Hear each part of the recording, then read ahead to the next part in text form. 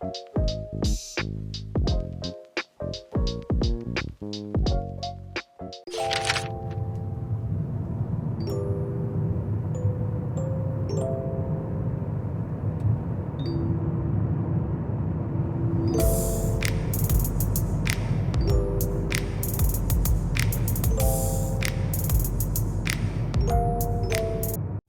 morning guys! Happy Thursday! Dito na ako sa work. 5 minutes early, 7 o'clock yung start ng shift. So, summer is around the corner. It's very hot, especially yesterday.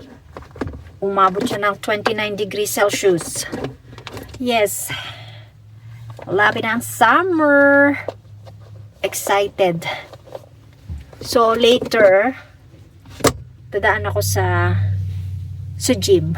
Mag-workout ako. Ayan, yung mata ko is pugto. Parang meron akong redness dito, hindi ko alam kung bakit. Kasi mainit. Ano na siya, nagkakaroon na siya ng rashes. So itatali ko lang yung buko, tas pasok na ako sa loob. Oh, sobrang init ng weather. 28 degrees Celsius. Salamin tayo.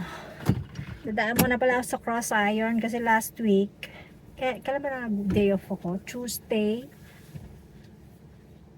Sabi ko, pick upin ko yung hiking shoes. And then, kahapon ng hapon, nag-email, sabi ready for pick up na. So, naglalagay ako nitong sleeves kasi ang sakit sa balat. Sobrang init. So, meron nga pala kaming residente guys. 26 years old. Tumakas siya. May pulis na dumating. Kasi medyo hindi intact yung mental niya. Tumakas siya. As in, dire-diretso pagbukas nung entrance. Dire-diretso siya. Hindi naman pwedeng habulin yun kasi bawal. Pag lumabas ang residente at tumakas, bawal habulin. So yun, tumawag na lang sila ng pulis. Ang init. Drive tayo punta sa Cross Iron Mills.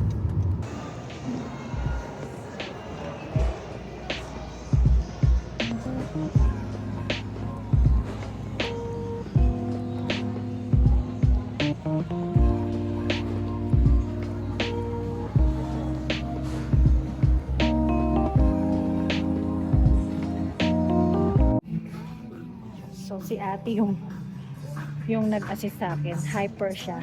Sabi niya sa akin, si Marjorie. So yung kinukuha na niya yung order ko. Ayan ate. Hi, thank you. Sandali. I-sign out muna.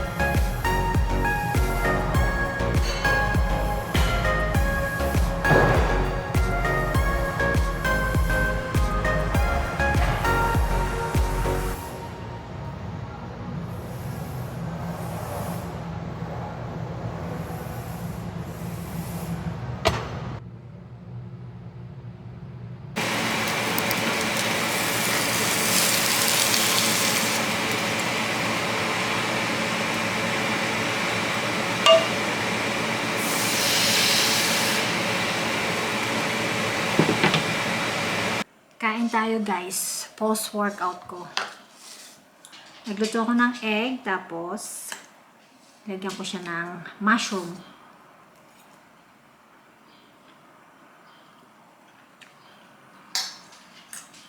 Tapos, nag-toast din ako ng bread with avocado.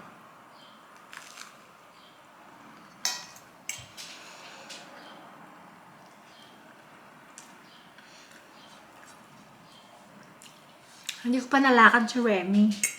Kasi maaga pa, 6:40 pa lang. Tapos ang taas ng araw. Sobrang init, guys. Mainit.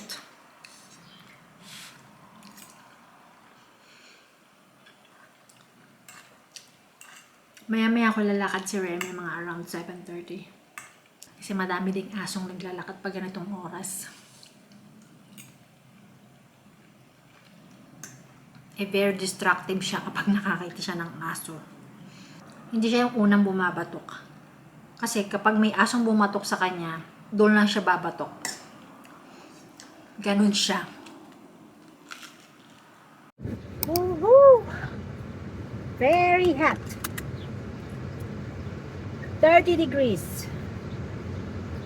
Pero actually, dito lang sa loob ng car. Sa labas, mahangin siya.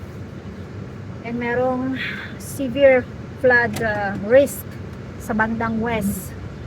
Sa may Canmore, sa Cochrane, papunta doon. Ay, ang init. Okay lang yan. Kesa malamig. So, pauwi na kami. Meron pang isang, like literally, 3:15. Nahulog sa wheelchair. Pero okay naman siya. Siyempre, kailangan assess. Bye!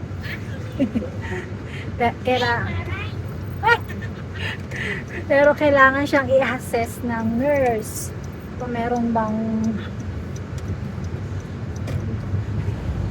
na dali ba yung kanyang ulo or yung kanyang balakang. Wala naman nakakita kasi nakita lang namin kasi nga pauwi na. Alam na saan ako sa Papa John. Yun ang favorite spot ko ngayon. Bibili dun sa town namin. Kasi malayo yung Señores. Siya nga pala guys, ito yung aking kinuha sa cross iron kanina. I-haul natin. Binili namin ni Mikey boots. Hiking shoes. Para kapag napunta kami sa mountains. Alam mo naman mga professional na hikers no? So, yan. Meron pang extra 15% off kapag bumili pa next time. So, naka-sale siya, guys. Bali, total na binayaran ko dito is 115.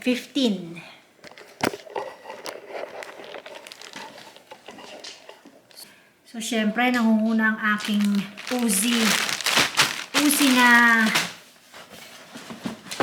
nag-check ng aking binili. So, ito yung kay Mikey boots. Not bad. 10.5 si Mikey. So, ito yung sa kanya. Sana magustuhan niya. At sana, komportable sa paa. Kasi yun sa akin, hindi ko pa rin nakita Remy! Pareho kami ng design ni Mikey.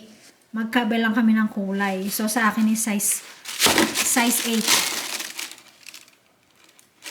Size 8 nga ba to? Yeah, size 8. Tapos itong pang itaas.